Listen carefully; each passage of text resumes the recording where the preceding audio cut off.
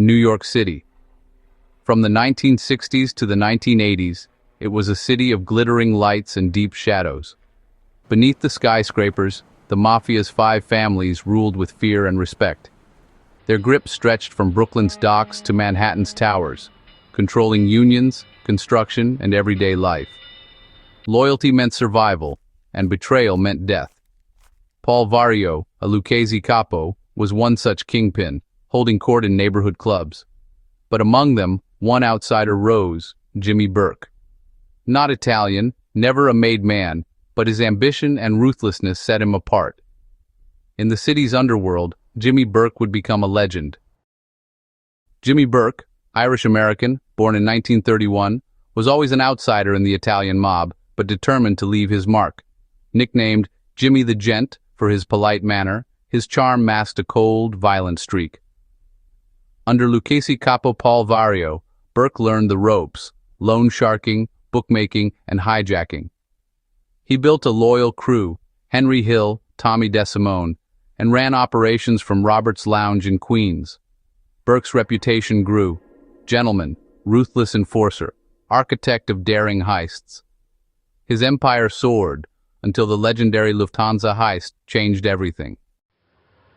December 11th, 1978, JFK Airport. Jimmy Burke's crew pulled off the largest cash robbery in American history. Armed with inside information, they hit the Lufthansa cargo terminal before dawn. The plan was flawless. Burke's meticulous planning left nothing to chance. In just over an hour, they vanished with nearly $6 million, over $25 million today. The city was transfixed. Headlines screamed, "The $6 million heist." For Jimmy, it should have been the ultimate triumph. But the score brought heat like never before. FBI, NYPD, relentless pressure. Paranoia set in and Jimmy feared someone would talk. To protect himself, he began eliminating anyone who could tie him to the heist. Crew members vanished or turned up dead, loose ends tied up with violence. The heist that should have secured his legacy became a bloodbath. The city's fascination turned to horror as bodies piled up. Jimmy's control slipped, and the empire he built began to crumble. The Lufthansa heist was no longer a legend, it was a curse, and Jimmy Burke was at the center of it all. The beginning of his end had arrived. The violence after the Lufthansa heist drew intense police scrutiny. The daring robbery was now overshadowed by a string of murders. Jimmy Burke, once a shadowy figure, was thrust into the spotlight. The key to his downfall came from within. Henry Hill, facing prison and fearing for his life, turned informant. Hill's testimony exposed the inner workings of Burke's operation: the scams, the murders, the heist.